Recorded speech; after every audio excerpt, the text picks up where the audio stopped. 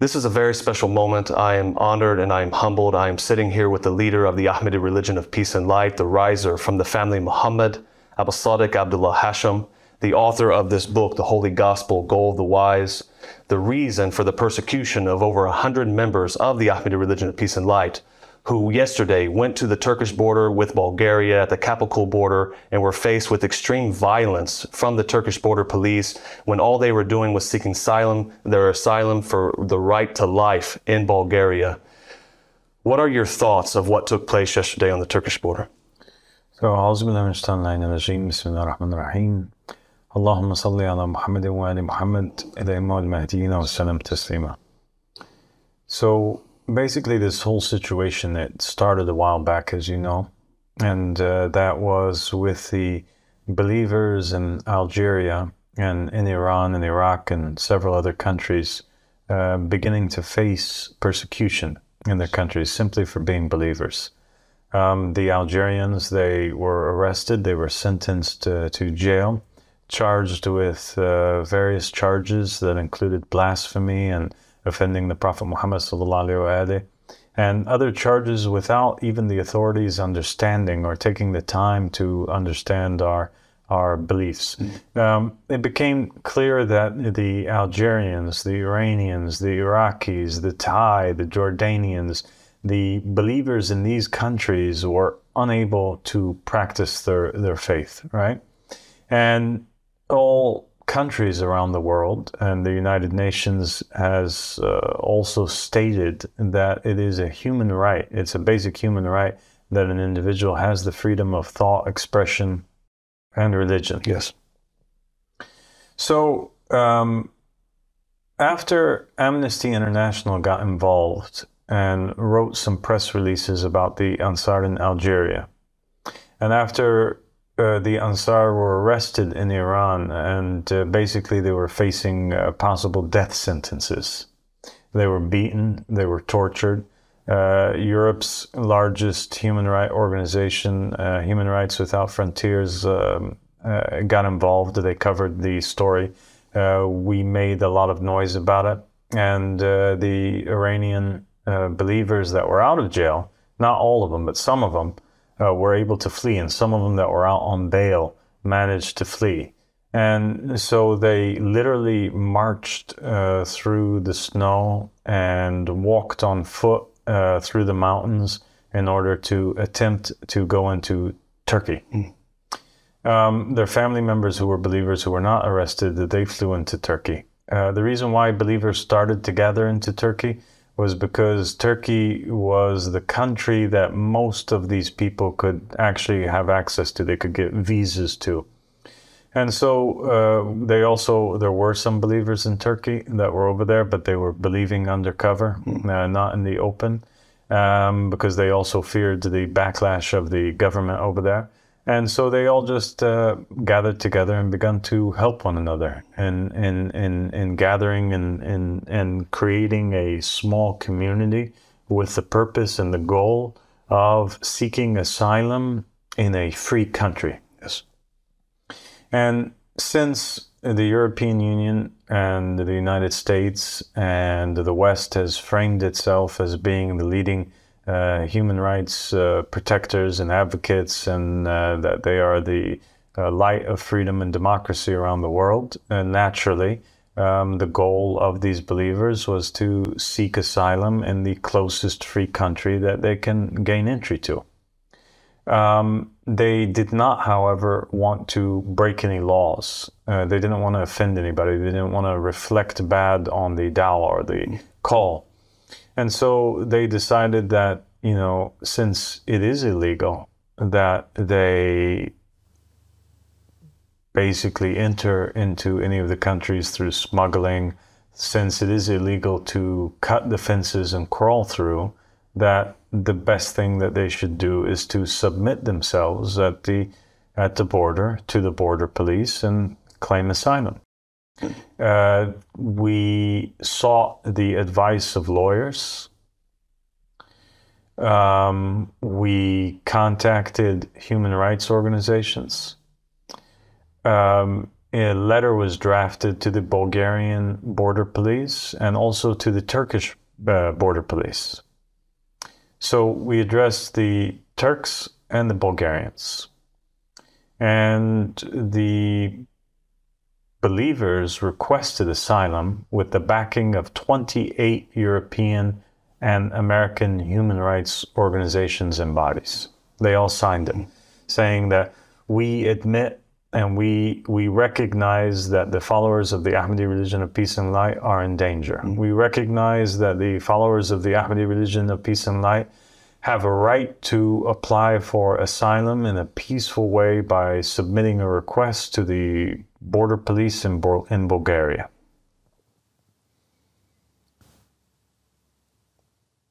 And so the believers felt confident. They felt that these countries that respected human rights would naturally respect the law. They intended that together, 103 elderly men, women, and children would walk up to the border, present the letter, quote the laws, present the articles from Amnesty and Human Rights Without Frontiers and the other organizations that had all written articles about how badly they were oppressed. They would present the proofs, the letters that they had from their home countries, the documentation that proved, whether it was video of armed assaults, violent assaults by militias, or the images of them and hospital reports from their heads being cracked open simply for being believers. And that would hopefully be enough for them to cross over to the Bulgarian side. And once they reach the border, they don't step forward 1 inch without permission. That they just say, hey, here we are in this no man's land between Turkey and Bulgaria. And we don't want to do anything. We don't want to enter into your country without being welcomed. We are a persecuted people. Here's our case. You guys claim that you believe in human rights, and we just want an opportunity to tell you our story and let you judge whether or not you think that we are oppressed people or not. And that's not what happened yesterday. That's not what happened. The world saw live on satellite television, broadcasting to the entire Middle East and North Africa and the south of Europe and parts of Asia, the physical violence and abuse that our believers had to endure at the hands of the Turkish border police. They were cracked upside the heads with batons. They were punched and kicked in the gut, in the face. Their hair was pulled. They were scratched. They were abused. They were assaulted. They were terrorized by the border police, shooting guns in the air. The women and the children, they had no idea, were they being shot at now, or what was going on. The Turkish mainstream... They screamed in terror, Joe. Yes. And the whole thing was captured on film. The Turkish mainstream platforms are saying it was a proportional decision. It was a proportional stance that the Turkish border police, but we saw there were hundreds of police. They even called in the military. That thing is not, that's not going to work as an excuse, because the entire thing, luckily enough, was captured on film. From the beginning till the very end, the people were peaceful people. If they weren't peaceful people, then the 28 human rights organizations, including Human Rights Without Frontiers, which is the leading European human rights organization, would not have signed on. And by the way, all day today and yesterday, they've been releasing statements and articles saying that our people had been abused, even though they were peacefully trying to apply for asylum. Yes, and we've been talking about this. No way would an international organization post these articles publicly. This is a recognized human rights organization. They do their due diligence. They've been following these cases for months. They know they have fled persecution. They have no life to go back to. No, they don't have any life to go back to. And I'll tell you, I'm here. Also, the main reason why I'm here today is because I wanted to update the world on what it is exactly that's going on. So the believers have hired a lawyer, and the lawyer has been sent down to the holding place where the government holding place where the 103 members are being held, including, well, in addition to the 103 refugees, there are 2 British journalists that are also being held over there, in addition to another believer who's a Jordanian, and his name is Basir. He's over there too, as well, being detained. All being detained in the Derna Public Official Safety. And the lawyers have informed us that pretty much the 2 British people are probably going to be released with no problem. Today, the prosecutor is supposed to be over there and trying to decide whether or not they're going to press 2 ridiculous charges against them. They had said that, one of them was trying to shake a fence or break a fence, and the other one was accused of biting a guard, one of the guards, which is completely unbelievable. And our response to that was, if that really did take place, then we would love to see CCTV footage of that, or any sort of footage of that, because they strongly deny that that took place, and that just goes to show the truthfulness of the Turkish police. And as far as the 103 members and also Basir, they're all facing deportation. And the problem with that is that if they are deported back to their countries, it is an immediate death sentence for the Iranians. And the Iraqis are probably going to be assassinated too. And for sure, the Moroccan and the Jordanians and the Thai and all the other nationalities that are over there are facing imprisonment for a very long time. Because of their beliefs. Their beliefs, Absolutely, their beliefs for nothing more other world. than their beliefs. Yeah. And so that's totally and completely unacceptable.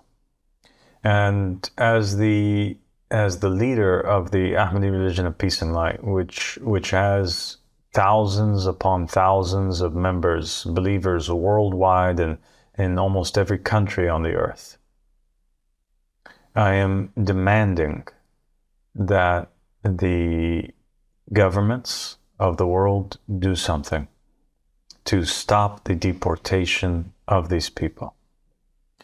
And if they don't do anything about it, and if Turkey does deport our members to these countries and they get killed, then the blood is on their hands. And not only is the blood on their hands, but I will be forced to take a stance. And the stance that I will take is that I'm going to declare to all of my followers worldwide that from that point forward, we all have to wear our religion on our sleeve. Yes. We all have to openly practice our faith, even if it means death. I will encourage our members to go out publicly and declare their faith, and to invite people to the faith, and to fast in times other than what the people are saying is Ramadan, to fast in their Ramadan that they believe in, and to eat openly on the streets, and to establish worship centers. Even if they have to worship openly on the streets, they have the right to do so. And I will tell them all to do so until enough of our people get martyred and the world sees it. And they will see. I don't think then they get involved, Joe. Yes. Maybe that's what it's going to take. Because we've tried every single route that there is. We applied for visas to safe countries. The people got rejected because the standards that they made for the visas are so high. We refused to go into countries illegally, and we presented ourselves at the border legally. We faced violence, and we were beat down, and we were punished for attempting to respect the law. We attempted to contact the United Nations in Turkey. There was absolutely no response from them whatsoever. They don't even answer the phone. So if we've taken all these measures, if the leading human rights organizations around the world, they've investigated and they have declared us to be a people that are indeed in danger, if we've brought forward credible evidence that we have been imprisoned and we are facing death, and they still don't care and they still want to send us back to our country, well, then they're sentencing us to death. And then it needs a stance. It needs that our people go out there and really do get martyred. And my people will get martyred. Yes. And my people will be proud to get martyred for this cause, if that's what it takes, because we are true believers in what it is that we are preaching. And I think your words are backed up by the images that we've been showing throughout this program. The believers, take my house, take my children, education, take my business, threaten me with life, make me paranoid with every step that I take, but you can't take my faith. And they marched, some of them without even close to that border, to show them the persecution that they faced, only carrying your gospel, only carrying their faith with them. You saw the images, and I don't think the international community understands that that's what they will see. They will see a small genocide of people because their faith is what matters to them. No, they don't care if you take anything from them but their faith. Our believers in Iran, Iraq, Jordan, Indonesia, Thailand, Malaysia, all over the Middle East and North Africa are willing to go out on the streets and get martyred for the sake of freedom of religion, for the sake of La ilaha illallah, for the sake of being able to say that this is who I am, without being forced to hide in their bedroom or hide, in silence. We're not going to take it anymore. So now it's either the Turkish government stops the deportation, or they're going to have a lot of blood on their hands. And it's going to be an international scandal, because every time one of these people get arrested, every time one of these people faces death, every time that Iran hangs one of these people for apostasy, every time that there's a religious decree issued against our followers by some sort of fundamentalist nutcase in the Middle East or somewhere around the world, the fault will lie on Turkey, and the fault will lie on the European Union and America, who sat around, in the West, who sat around not doing anything about it. Their laws are contradictory, Joe. It's like they tell you, we support human rights, and we would have helped you if you were in our country. Just come into our country, and then we will give you residency. We can't help you if you're out of the country. Just come to the country. You try to come to the country, you try to apply for a visa, you can't, you get rejected. They say it's because you don't have, ties to your country. Well, how can I have ties to my country if I'm fleeing the country?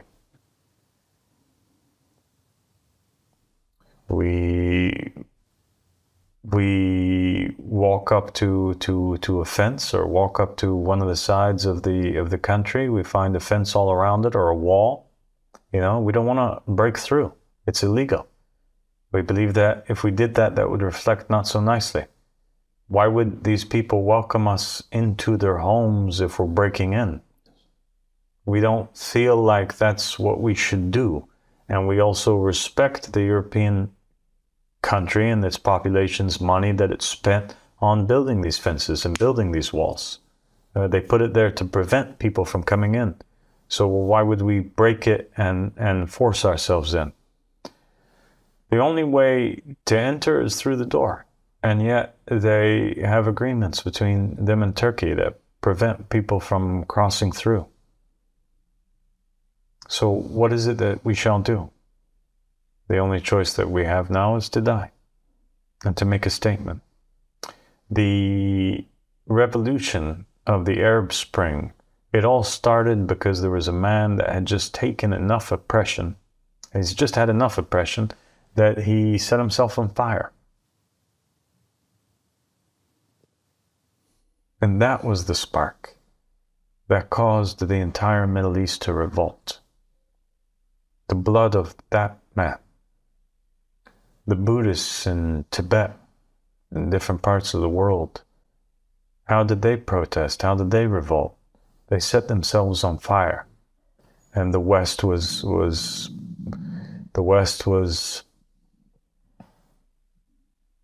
amazed. And it caught the attention of the world. And they saw those images of those people that were suffering so much that they felt they had no other option but to set themselves on fire. Well, my followers too, we've had enough. And we too, if we are deported, are going to set ourselves on fire.